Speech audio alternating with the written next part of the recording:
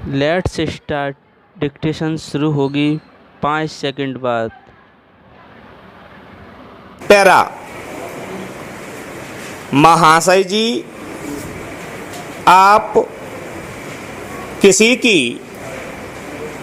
मुसीबत को क्या जाने, हमको तो सिर्फ परमात्मा का ही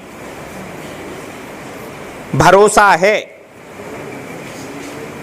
यदि वह सहायता न करता तो अब तक मैं तुम्हारा शिकार बन गया होता।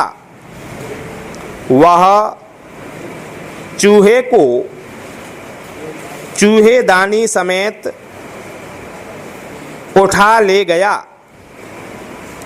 इसमें अचंभे की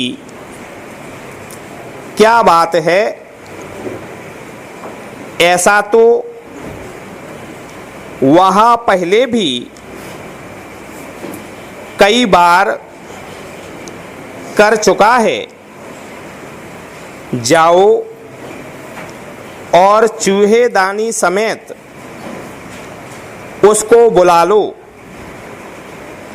हिंदू और मुसलमानों में जो रोज बारंबार झगड़े होते हैं, उसके कई कारणों में से एक मुस्लिम लीग और हिंदू महासभा ऐसी संस्थाओं का होना भी है।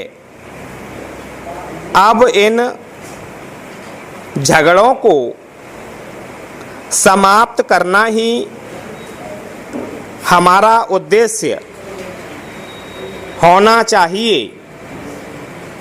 सेतमेत बैठे बैठे झगड़ा करना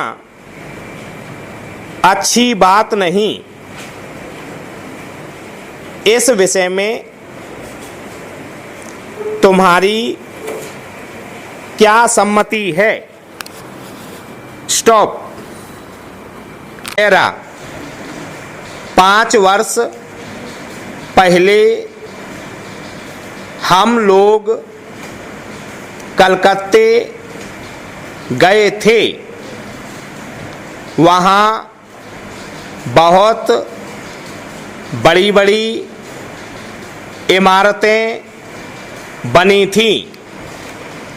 उनको देखते ही जी खुश हो जाता था। यही इच्छा होती थी कि कुछ दिन उसी नगर में रहा जाए। हमने खाना बनाने का अच्छा प्रबंध कर लिया था।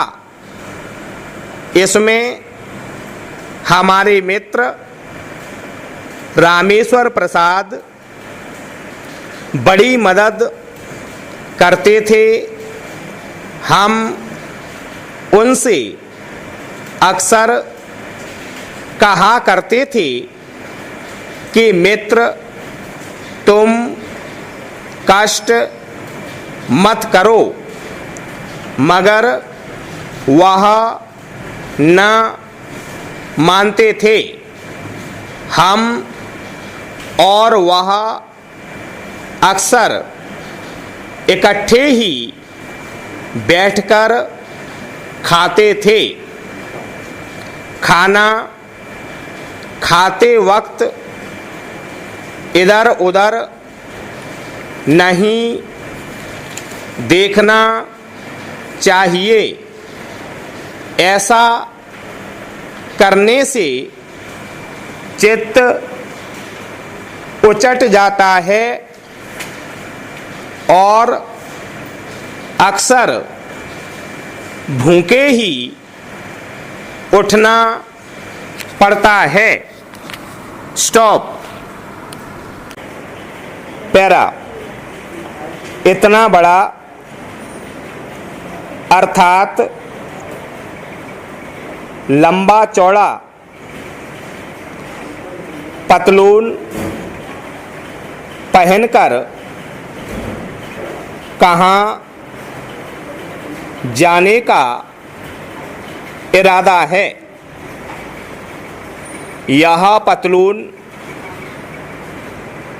बड़ा होने पर भी ऊंचा है। एक नाव गंगा जी को पार कर रही थी, पर बीच धारा में पहुंचते ही डूब गई। परस्पर न लड़ो। हम लोगों के अतिरिक्त जो कोई भी इसे देखता है बुरा कहता है। इस किस्म का कोई अच्छा उदाहरण खोज निकालो। स्टॉप। अंग्रेजों का राज सारे संसार में फैला हुआ है, मगर जो उनकी सत्ता पहले थी वह